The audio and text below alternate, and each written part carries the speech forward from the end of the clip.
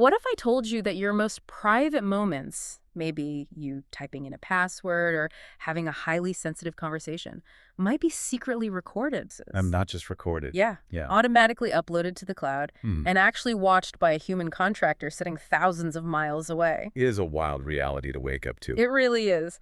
Welcome to this custom-tailored deep dive. Our mission today is to uncover the hidden reality of our so-called smart devices. And we want to be clear right out of the gate here. The goal of this deep dive is not to trigger a panic. No, definitely not. We are not going to tell you to throw every single gadget you own into the nearest dumpster and move into a cabin in the woods. Though it sounds tempting sometimes. It does. But knowledge is most valuable when it's understood and applied. We want to give you a shortcut to being well-informed so that you can actually take back control of your privacy. Because it really is about control. Yes. Because what we are looking at in this specific stack of research isn't just a technological shift. It's a fundamental behavioral shift. The pursuit of convenience. Precisely. The relentless pursuit of ultimate convenience has quietly pushed the sensors out of our pocket. They're on our faces now. On our faces, they're embedded in our living rooms, and they are capturing data in ways the manufacturers barely even acknowledge. Okay, let's unpack this. Are we talking about a niche tech bro gadget, or is this going totally mainstream? It is entirely mainstream at this point. Oh, really? Oh, yeah. If you look at the recent sales data for Meta's Ray-Ban AI glasses, the numbers are just staggering. How staggering. They sold over 7 million pairs in 2025 alone. 7 million in 1 year. Yes. To put that in perspective, that is a massive jump from the 2 million pairs they sold in 2023 and 2024 combined. Wow. You have 7 million people walking around with cameras on their faces. And because they look just like regular stylish sunglasses or prescription frames. And they completely lower the social friction of recording. That makes total sense. I mean, you don't have to hold up a device and announce to the room that you're filming. But how are they actually triggering the recording without anyone noticing? It's designed to be as seamless as possible.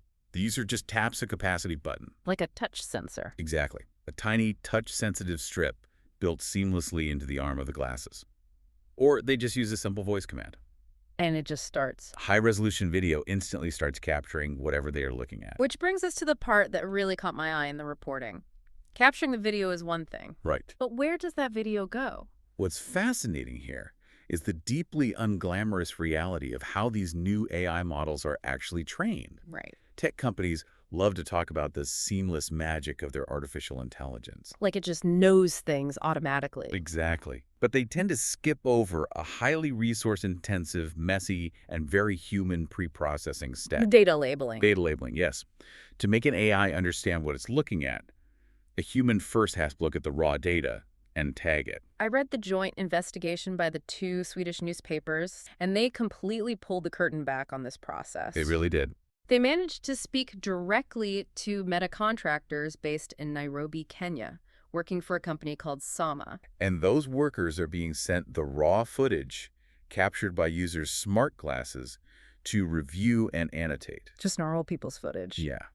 And because people either forget they're wearing the glasses or they just don't understand that the AI features require cloud processing. They capture everything. They're capturing incredibly intimate, accidental moments. The quotes from those beta annotators were chilling. Truly. One contractor told the journalists, in some videos you can see someone going to the toilet or getting undressed. Yeah. The worker actually noted, I don't think they know, because if they knew, they wouldn't be recording. And it goes far beyond just getting undressed. So? Another annotator described reviewing a video where a man puts his glasses down on a bedside table. Okay. He leaves the room, and shortly afterward, his wife comes in and changes her clothes right in front of the lens. Oh my God. The contractors reported seeing people's bank cards, users watching porn, and even receiving footage of entire intimate sex scenes. That is just wild to me. If I'm a worker sitting in an office in Nairobi and a video of a stranger's sex scene pops up on my monitor for data labeling, my first instinct would be to flag it or delete it. Right. How is this material just flowing through the system? It comes down to the working conditions and the pressure those annotators are under. Like quotas. Yeah.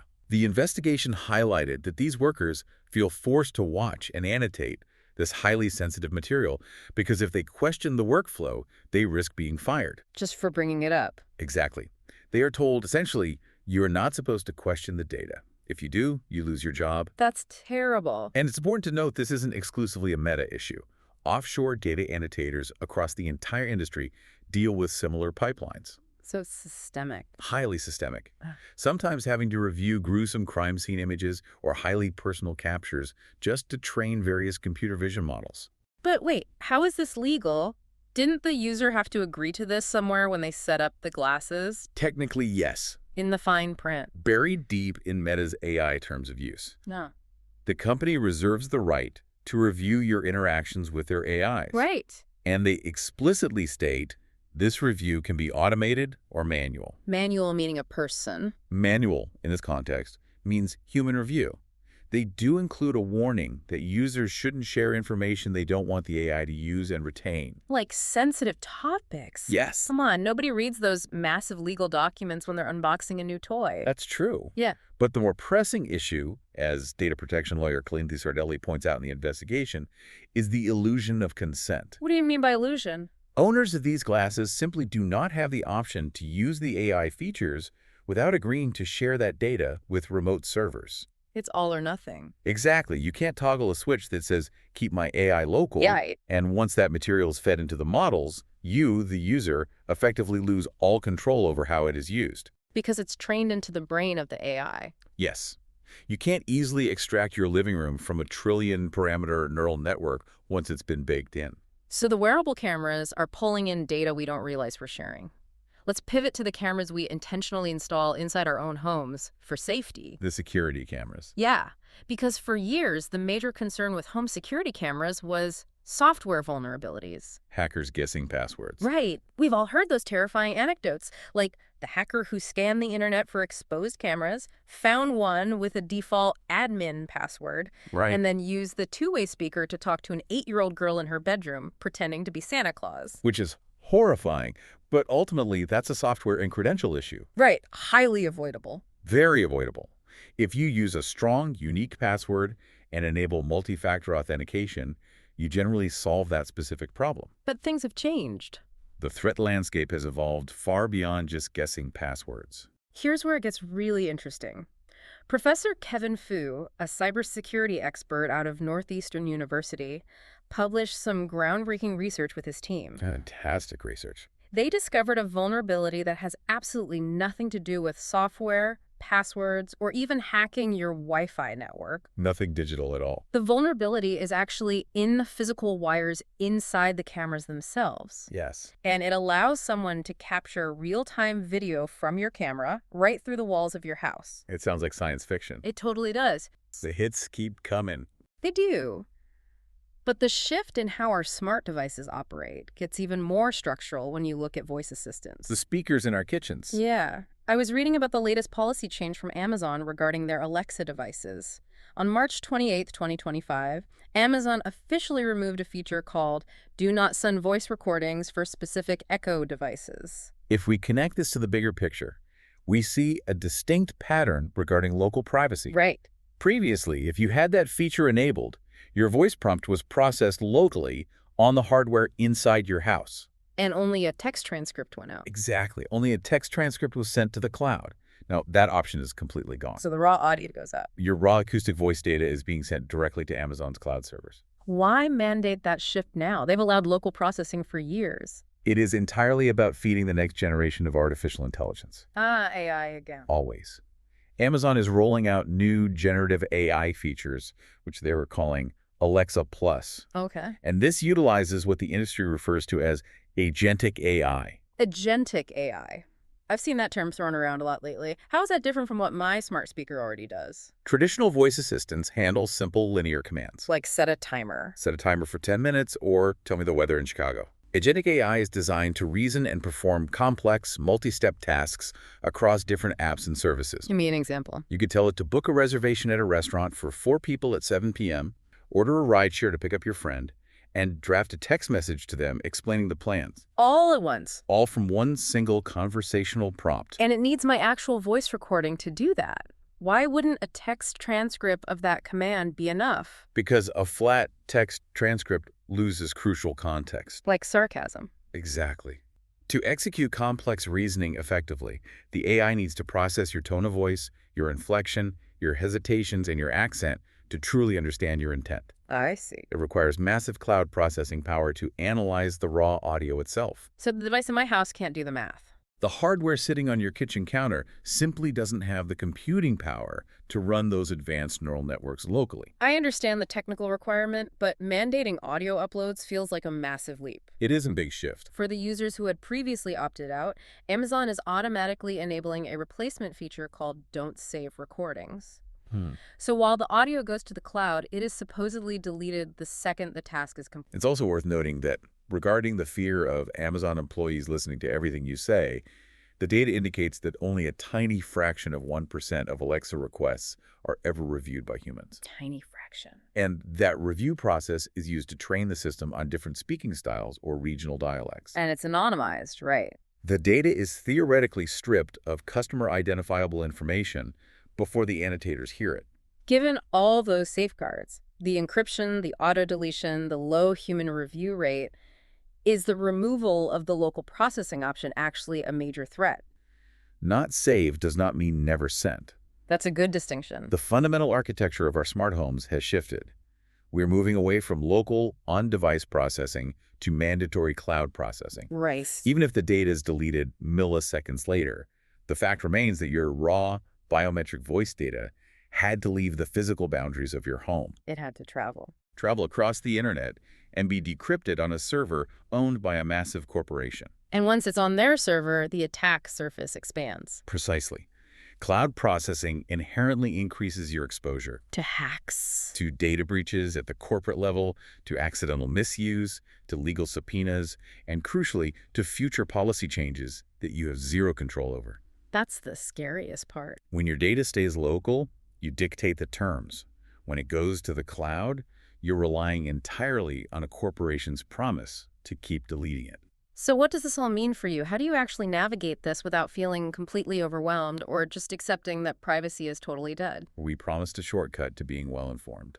The goal here is to stop inviting surveillance into your life by accident. Exactly. Before you buy or install any new smart device, whether it's a camera, a speaker, or even a kitchen appliance with a microphone, you need to run it through a quick 5-question test. Think of this as your personal privacy checklist. Let's do it. Question 1. Where does the data go? Local versus cloud.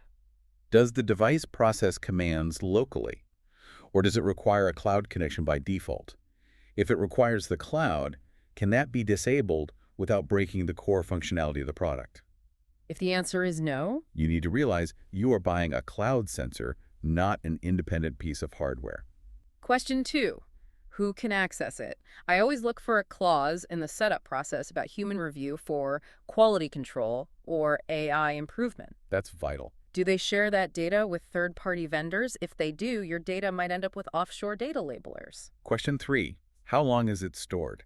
Retention policies. Is the retention policy clear, and can you set it to auto-delete your history? I think question 4 is the most critical. What happens if the policies change? The bricking problem. Right. If I decide to opt out of data sharing down the road, will the manufacturer brick the device? Will it stop working entirely? We've seen companies retroactively change features before. If I revoke my consent, does the expensive hardware become a paperweight? And finally, question 5. What is the impact if the device is compromised? The worst case scenario. If someone uses the EMI technique or a cloud server gets breached, what exactly are they looking at? Right. Is it your front porch, which is essentially public anyway? Or is it an indoor camera pointed at your kid's playroom? Exactly.